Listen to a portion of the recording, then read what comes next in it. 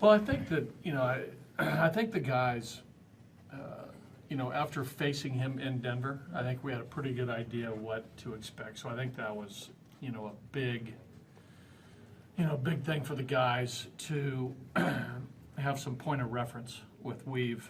And, he got some balls up, right off the bat. Charlie, squibbling down the line, that was a break for us. But DJ got a ball up, Nolan got a ball up, Desi got a ball up. We waited for Weave to get the ball up, and we took some good swings. So, but I think the thing that did us right was the previous start against him, where we knew his velocities, we knew his release point, we knew his stride direction. Anytime you face a pitcher for the first time, the advantage goes to the pitcher. And he handcuffed us a little bit, even though we beat him. We hit a couple long balls, but he went 6 and only gave up the 2 runs. So he had a little bit more velocity, though, in his Angel days, right? Well, early Weave. Yeah, early Weave, for sure. And how about Ian Desmond? I mean, talking about making a positive impression. Big night for Ian, Tom, no doubt about it. 2 good swings, really, stretched our lead. Again, I mean, this is, you elevate the ball to left field, it's going to go here.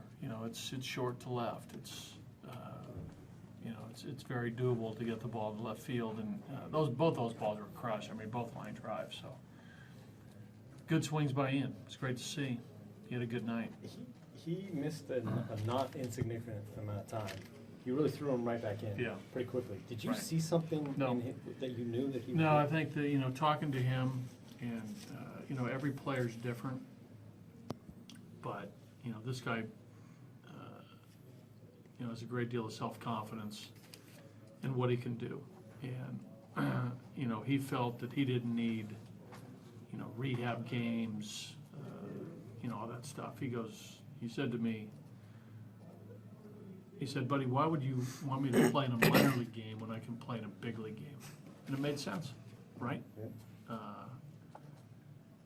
And I've seen that before out of a couple players. David Eckstein, for one, said the same thing. And if you really break it down, it makes sense.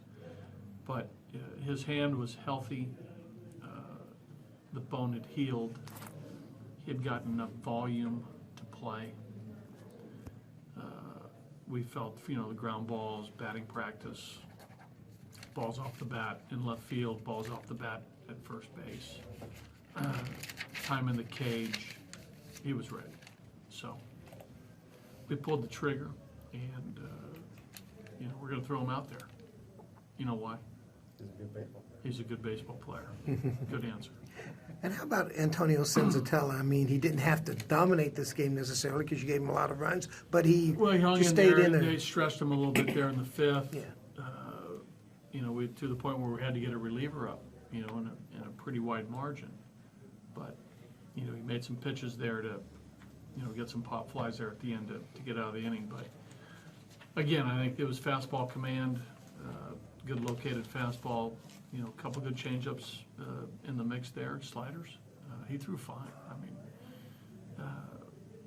we gave him some run support, which made it, his ability to throw strikes is a good thing when you have that amount of runs and with good stuff. So, he did his part.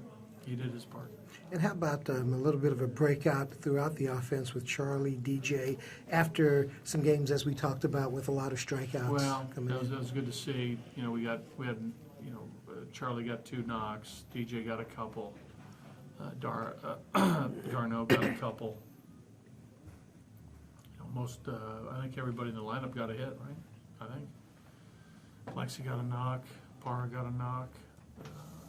So we spread it around a little bit, but that was one of the first games I think all year that that was in hand pretty early. So that's good to see, and I think there's going to be more of those.